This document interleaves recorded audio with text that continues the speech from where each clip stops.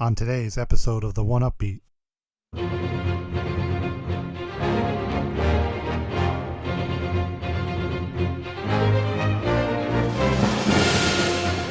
We finally count down the top 5 game scores of the decade. You'll hear entries number 5 through 1 only here on the 1UpBeat.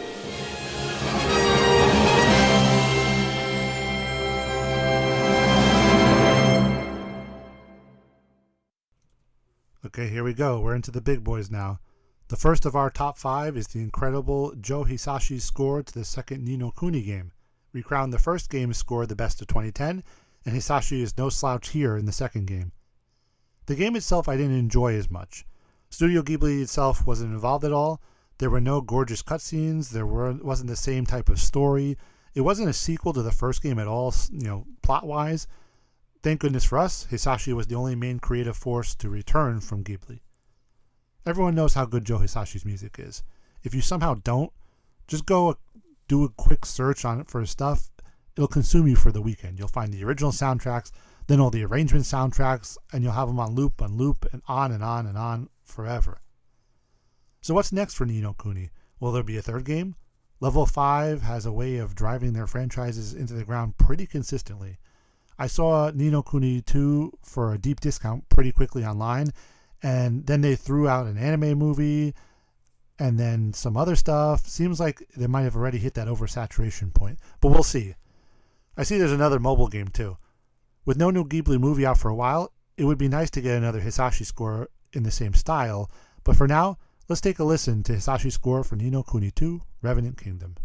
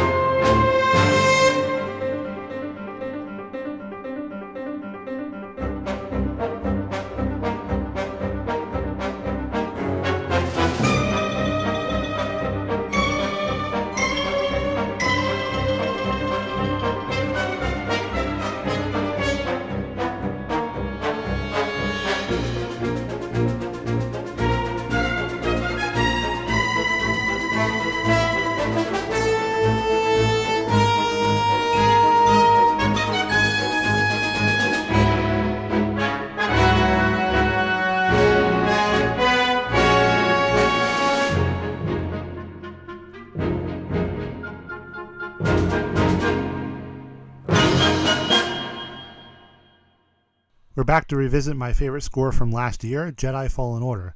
This is really high up for this score, I'll admit. I kept wondering if I was being too generous to the score just because it was recent, but the more I listened to it, the more I realized the score is just totally for me. Let's be real. Star Wars got me into soundtracks in general, like it did for a lot of people. The nice thing is that since we last spoke, Fallen Order received an official soundtrack release. The over 3-hour-long soundtrack includes most of the music from the game and is technically the first Star Wars game soundtrack to get a commercial release. Others have had file dumps on websites and on SoundCloud. This would be followed up by another official release for Star Wars Squadrons this year at the time of release. You can tell the Disney folk are starting to get a lot more comfortable with Star Wars game soundtrack releases. I'm sure I speak for 99% of the soundtrack fans when I say that I hope this will eventually lead to the movies themselves getting their long-needed expanded releases. I mean, we got it for Solo a couple weeks ago. Please enjoy a great suite of music from Star Wars Jedi Fallen Order by Gordy Hobb and Stephen Barton, our number 4 best score of the decade.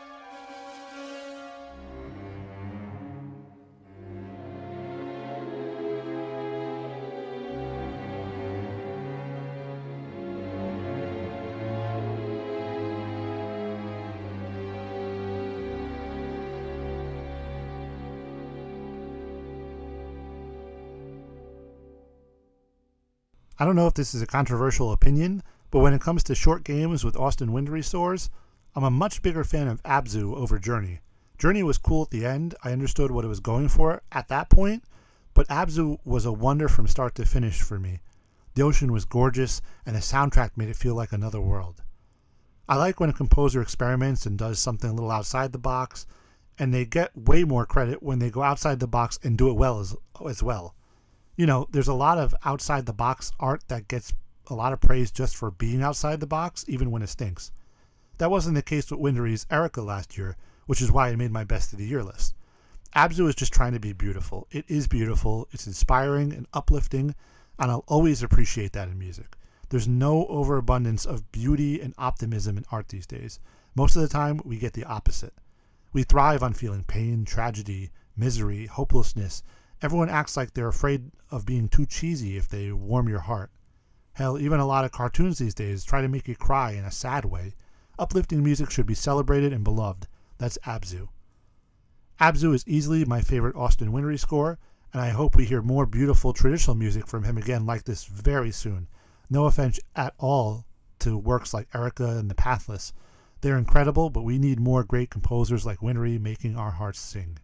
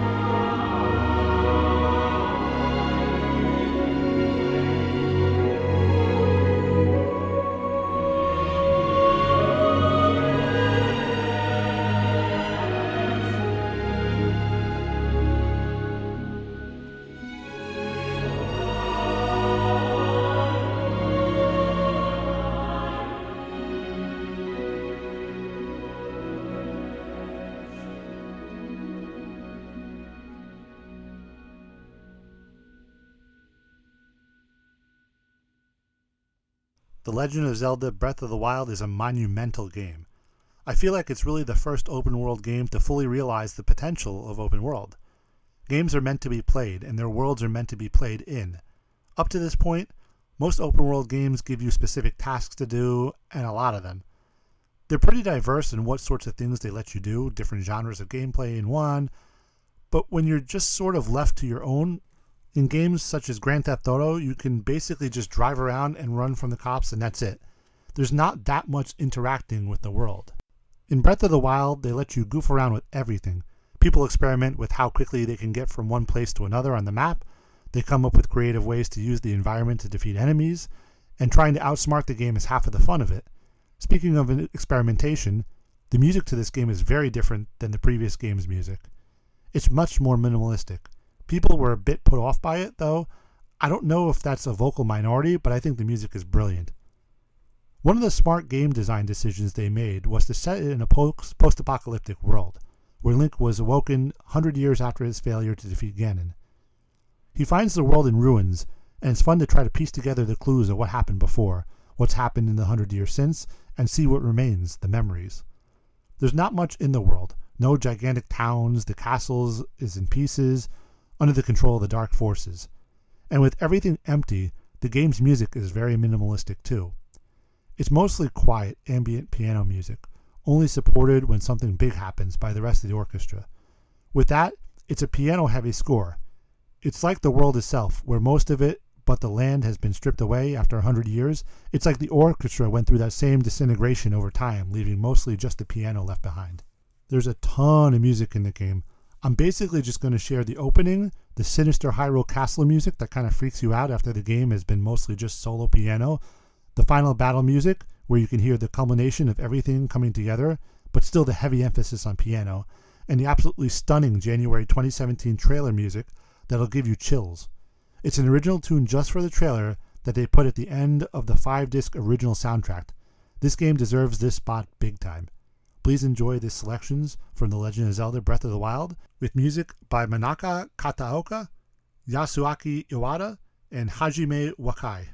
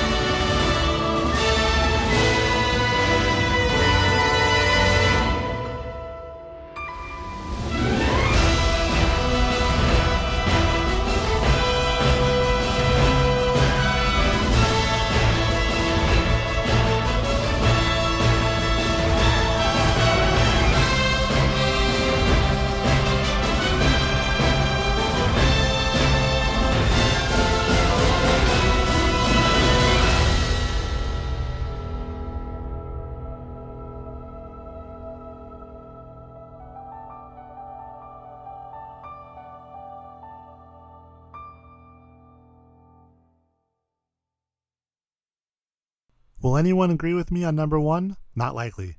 This is a personal number 1 choice. The previous entries were all great in different ways. Kid Icarus Uprising soundtrack is excellent in every way. The 3.5-hour soundtrack with an all-star team of composers writing non-stop amazing music is just so much more than so many soundtracks, and it was for a handheld game. The 2012 3DS game is a masterpiece through and through. The graphics are incredible, the story is surprisingly wonderful, the voice acting is lovable instead of cringy, and the music drives it all forward. It's non-stop action, scored to a scripted scene most of the time. It's unbelievable. It's an achievement that's not nearly as appreciated as it should be. Man, I'm almost at a loss for words for how good this score is. I still remember the first time I saw the first trailer for the game, and that main theme, the one we'll play first, played out while we saw a game that nobody could believe was running on the 3DS. My ears were flipping out. What a score. Here's selections from Kid Icarus Uprising. With music by Motoi Sakuraba of Tales, Golden Sun, and Dark Souls fame, Yuzo Koshiro of Streets of Rage, Ys, and Revenge of Shinobi fame, Noriyuki Iwadare of Phoenix Wright, Lunar, and Grandia fame, Masafumi Takada of Killer 7, No More Heroes, and God Hand fame, Yasunori Mitsuda of Xenoblade, Chrono Trigger, and Shadow Hearts fame, and Hirokazu Tanaka of Kid Icarus, Super Mario Land, and Mother fame as special thanks. Our number 1 game score of the decade. Enjoy.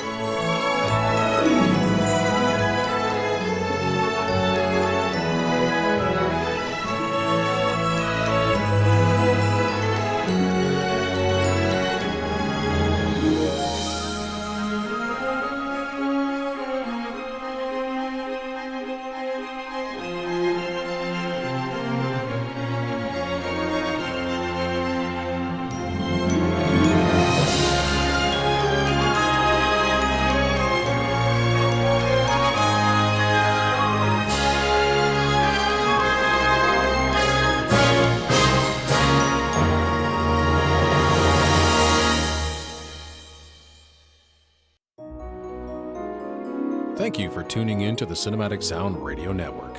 I want to thank Tim Burton for providing his voice for all the bumpers and stingers you hear throughout the program, and David Coscina for providing Cinematic Sound Radio's theme music.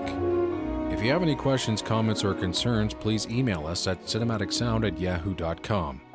You can find us on social media at CinSound Radio on Twitter and Cinematic Sound on Facebook.